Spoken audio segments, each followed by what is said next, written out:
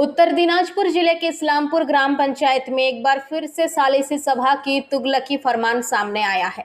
यहाँ एक युवक और महिला को गंजा कर यानी उनके सिर के बाल मुड़वा कर पूरे गांव में घुमाया गया है। इस घटना के सामने आने के बाद से पूरे इलाके में सनसनी फैल गई है। हालांकि आश्चर्यजनक बात है कि पुलिस को इस मामले में जानकारी नहीं है।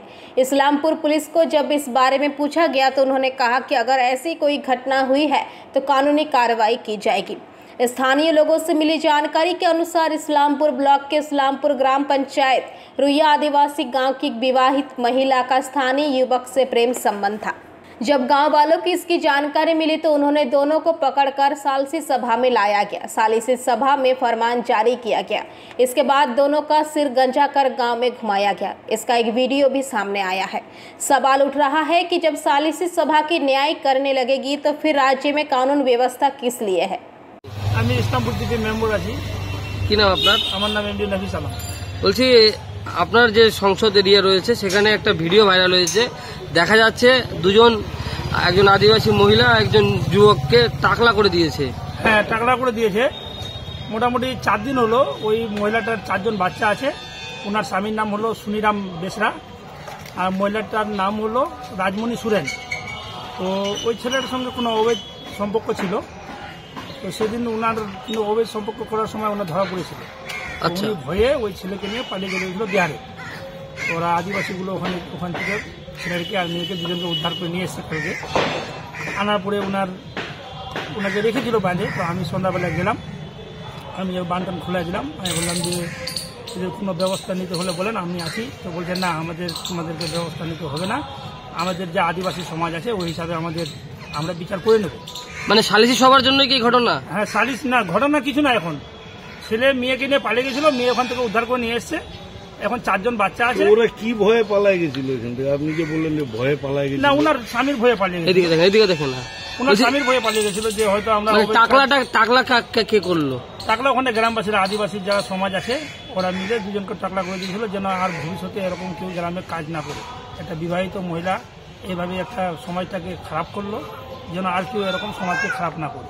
একজন বিবাহিত মহিলা গ্রামেরই এক যুবককে নিয়ে পালিয়ে গেছে। হ্যাঁ, গ্রামের এক যুবককে। ভালোবাসা মানে আদিবাসী সমাজ শাস্তি স্বরূপ ওইটা দিছে, শাস্তি দিতে ওই না, শাস্তি দেওয়া হয়নি। ওদের মধ্যে একটা ওদের আদিবাসী তো ওরা আমাদের সমাজ মানে না। ওদের মধ্যে একটা মাঝি আরাম থাকে, যে গ্রামের যে যেরকম মোড়ল সর্দার বলি আমরা, ওদের মাঝি আরাম থাকে। মাঝি আরাম যে কথাটা বলবে সবাইকে মেনে নিতে হবে। আর ওরা আমাদের কথা শুনবে না, ওরা নিজেদের মধ্যে সালিসি করে নেয়। আর যা হয় সালিসি ভালোই করে ওরা। আপনি তো গ্রামের ঘটনাটা ঘটলো, এটা কি করা উচিত? না, এটা করা উচিত ছিল না। ওর জন্য আমি কালকে ওনাকে দুজনকে ছড়াই দিয়েছি, ওনাকে খাওয়া দাওয়ার ব্যবস্থা করাই দিলাম যে তুমি যদি না হল তো ছেলের বাড়িতে পাঠিয়ে দাও, ওরা ওখানে থাকবে, ওর মারডাং কেউ করবেন না। তো মারডাং করা হয়নি। আর 2-4 থাপড় রাগের চোটে ওনার স্বামী মেরেছিল যে আমি তোমাকে কি চিজের দিয়েছিলাম যে তুমি আমাকে ছেড়ে চলে গেলা, আমার বাচ্চাগুলোকে কে দেখবে। কিন্তু একটা মহিলার মাথার চুল সম্পূর্ণ কেটে নেওয়া, এটা তো একটা বর্বরতা।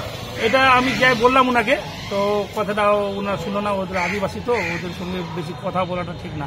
বেশি বললে সবাই আমাদের উপরে লাফাই যাবে। মানে ওদের গ্রামের সালিসি সভা থেকে এটা হয়েছে। হ্যাঁ, ওদের গ্রামে। Bureau report PVTV news. नियमित अपडेट एवं दुनिया भर की ताज़ा खबरों के लिए हमारे फेसबुक पेज को फॉलो एवं यूट्यूब चैनल को सब्सक्राइब करें। রানীগঞ্জ শহরের এনএসবি রোডে অবস্থিত সুসজ্জিত এবং মনোরম পরিবেশে অতিথিদের পরিষেবার জন্য তৈরি অতিথি in hotel and restaurant. Hotel অতিথি ইন পরিষেবায় থাকছে অত্যাধুনিক সুবিধাযুক্ত এসি রুম। অতিথি ইনে পকেট ফ্রেন্ডলিতে আপনি পাবেন single and double bedroom. Festival সিজনে থাকছে স্পেশাল ডিসকাউন্ট। তাই উৎসবে অনুষ্ঠানের যে কোনো দিন পাশেই পাবেন হোটেল অতিথি in, metro plaza, NSB road, Raniganj, Muthoot finance building. যোগাযোগ করুন এই নাম্বারে 7872933666 এবং 9434133666।